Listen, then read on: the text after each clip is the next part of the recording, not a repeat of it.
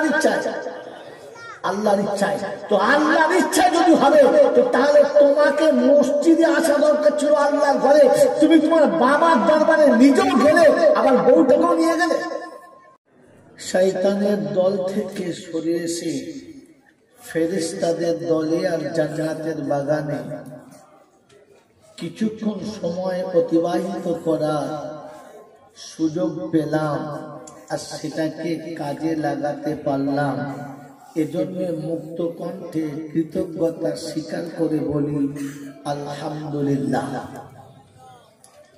সত্যি প্রশংসার একমাত্র মালিক হলো আল্লাহ। তিনি আমাদেরকে মানুষ করেছেন, উম্মতে মুহাম্মাদি করেছেন, মুসলমানদের দলে রেখেছেন, ফেরেশতাদের সাথে বসিয়েছেন, জান্নাতের বাগানে বসিয়েছেন। এতগুলো দয়া যিনি একসাথে করেছেন, প্রশংসা তিনি হলেন যোগ্য। তার কাছেই যেতে হবে, যাব না বলা যাবে না। আমার সময় মতো আমি যাব, এ সুযোগ কাউকে দেয় নাই, আর আমাকেও দেবে না। তার কাছে যাওয়ার পরে লাঠি বল, পাটি বল, দল বল, বিদ্যে বল, বুদ্ধি বল, অর্থ বল, জনবল, মনোবল, বুকের বল, কোমরের বল, দেশের বল, দশের বল। তো কবর বলছে গোসল করে একবার শুবি, চল চল একবার চল, ওখানে গেলে বুঝবি সব বিপদ। অর্থের গরম, ডিগ্রির গরম, রূপের গরম, যৌবনের গরম, বাপের গরম, বেটার গরম, লাঠির গরম, পাটির গরম, নেতার গরম, নীতির গরম। দিল্লিতে দাদার গরম, কলকাতায় এলে দিদির গরম, বাঁশতলায় গেলে ফুল নরম। এই সব গরমকে যিনি নরম করতে পারেন তিনি হলেন আল্লাহ। তার দরবারে কানা কোনা, সাদা কালো, দেশি বিদেশি, আমাদের ওদের, এ দলের ও দলের, হাফেজ সাহেব, মূল সাহেব, পীর সাহেব, ফকির সাহেব, ডাক্তার, মাস্টার, শিক্ষিত, মূর্খ, ধনী, গরিব, চাষা, ভূষো, কানা, পুজো, অচল, সচল, দুর্বল, সবল, মূল্যে সব একদল।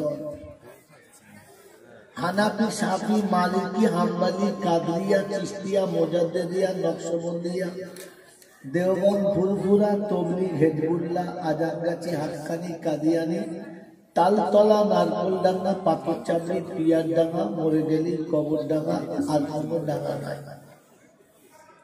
হিন্দু, মুসলমান, জৈন, খ্রিস্টান, বেঈমান, নাফরমান, মরার পরে সব সমান সমান, তখন একটাই নাম, লাশ। আর ফেরেশতারা বলছে বাবা যখন যাচ্ছিস তখন যা, তবে দেখে যাস, আগে চলে গেছে একদম সাইড করা বাস। যদি আমল থাকে তো যাস, আর তা নাহলে ঢুকলেই বাস। এই ক্ষমতার যিনি একাই মালিক তিনি কে? ভাই যারা বসেছেন সকলে বলেন। এই বাচ্চাগুলো এখান থেকে তুলে দেন, কান ধরে তোলেন, আপনি তোলেন। এই দেখুন কাছে শুচ্ছে হচ্ছে,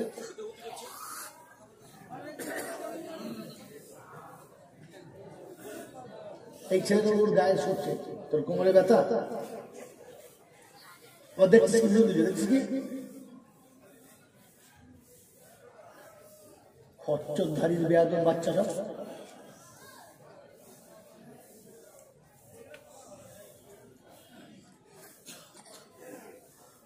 বলেন এই সব কিছুর যিনি একাই মালিক তিনি কে? আল্লাহ। আদম থেকে আজ পর্যন্ত যা কিছু হয়েছে সব কার ইচ্ছায়? আল্লাহর ইচ্ছায়। আর আজকে থেকে কিয়ামত পর্যন্ত যা কিছু হবে কার ইচ্ছায়? আল্লাহ। একটা কথা বলবি না, বাজার দিনের বাচ্চা কথা একদম কথা বলবে বাচ্চা, চুপ চুপ চুপ। আদম থেকে আজ পর্যন্ত যা কিছু হয়েছে কার ইচ্ছায়? বলেন আল্লাহর ইচ্ছায়। আর এখন থেকে কিয়ামত পর্যন্ত যা কিছু হবে কার ইচ্ছায়? জোরে বলেন। আবার সেই বাচ্চা কথা বলে, ওটা ওদের দোষ নয়, ঝাড়ের দোষ। দিনী মাহফিলে বসে মুখ বন্ধ করবেন না। বুদ্ধিজীবী জ্ঞানী শিক্ষিতদের কাছে বলছি, দিনী মজলিসে বসে আল্লাহ শব্দ বলার সময় মুখ বন্ধ করবেন না। কিয়ামতে আল্লাহ না করুক আপনাকে বোবা হয়ে উঠতে হবে, মুখ খুলতে পারবেন না। আমি সেদিন বলে গিয়েছিলাম, আর আজ বলে যাচ্ছি, আমি হেসে কোনো গল্প করলে কোরআন হাদিস পিছনে লুকিয়ে না রেখে বলি না। সেজন্য মুখ বন্ধ করবেন না। এবার আপনি করতে পারেন, আমার কথা আপনার বিশ্বাস হবে না, তবে কিয়ামতে আপনি বোবা হবেন, এটা ফাইনাল। সেজন্য মেরে মোহতরম দোস্ত বুজুর্গ,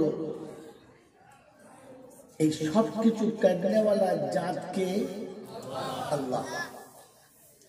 তাহলে যা কিছু হয়েছে কার ইচ্ছায়, আর আগামীতে যা কিছু হবে সেটা কার ইচ্ছায়? আল্লাহ।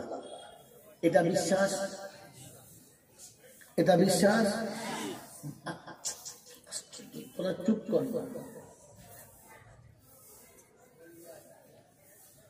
বলেন এটা বিশ্বাস? যাদের বিশ্বাস তারা হাত তোলে। বাচ্চা তুলবে না, চলে যাবে, বয়স্ক চলছে, কে তোলে নাই দেখে। সবার বিশ্বাস। এই যে হাতটা তুললেন, জলসা শুনে তুললেন না জলসা বুঝে তুললেন? ভাই কথা বলেন, তার তাড়াতাড়ি হবে। যদি বলেন বুঝে তুললেন, আপনারা কি বলছেন? বুঝে তুললেন। বলেন সোনার বোঝার মধ্যে তফাৎ কি? জানেন না? বলেন জানেন না। সোনা আর বোঝার মধ্যে তফাৎ কি?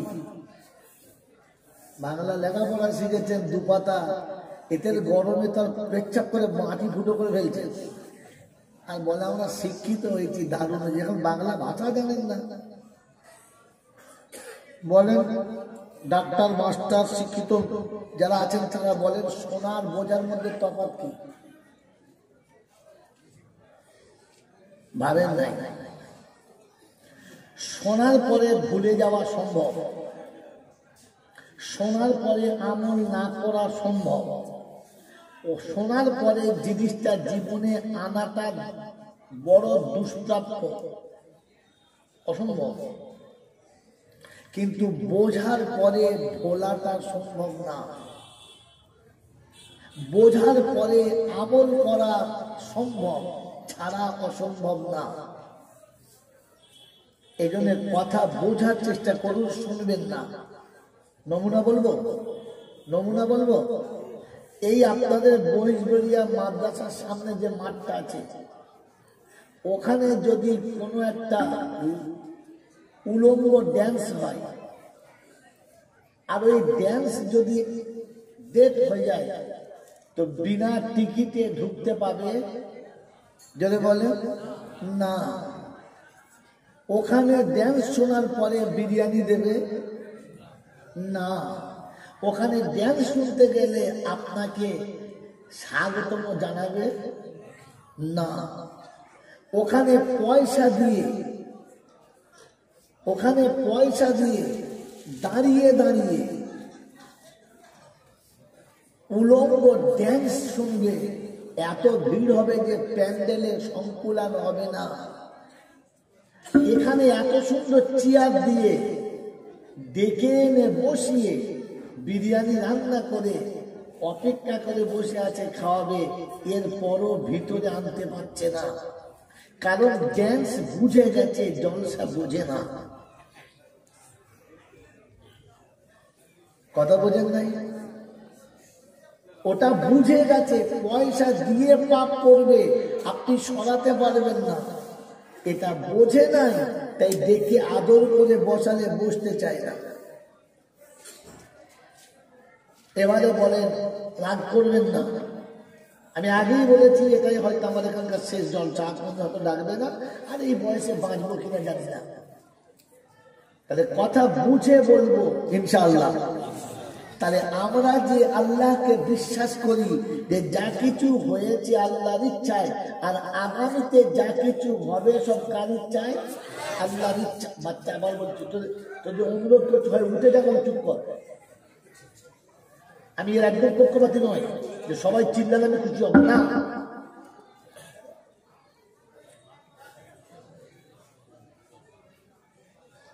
যা কিছু ঘটে গেছে সব আল্লাহর ইচ্ছায়, আর আগামীতে যা কিছু হবে সব আল্লাহর ইচ্ছায়। এর উপরে বিশ্বাস, এতে বিশ্বাস, যদি বলেন এতে যদি বিশ্বাস ছিল তাহলে ছাগল আর মুরগি নিয়ে হিজলিতে কারা কারা গিয়েছো হাত তোলো। এতে যদি বিশ্বাস ছিল তাহলে এখান থেকে খাবার বয়ে পিয়ার ডাঙ্গা শরীফে কে কে নিয়ে গেছো বলো। এতে যদি বিশ্বাস ছিল তো মুসলমানের ছেলে তুমি তোমার বিবি নিয়ে আজমিরে কি করে গেলে বলো। কারণ সেখানে যা কিছু ঘটে আল্লাহর ইচ্ছায়, তোর বাবার ইচ্ছায় তো কিচ্ছু হয় না, তোর বাবার ইচ্ছায় কোনদিন কিছু হয় নাই আর কিছু দিন হবে না। এটা যদি তুমি বুঝতে পারতে তোমার মতো ছাগলে কোনদিন বউ নিয়ে পাগলের মতো যেত না।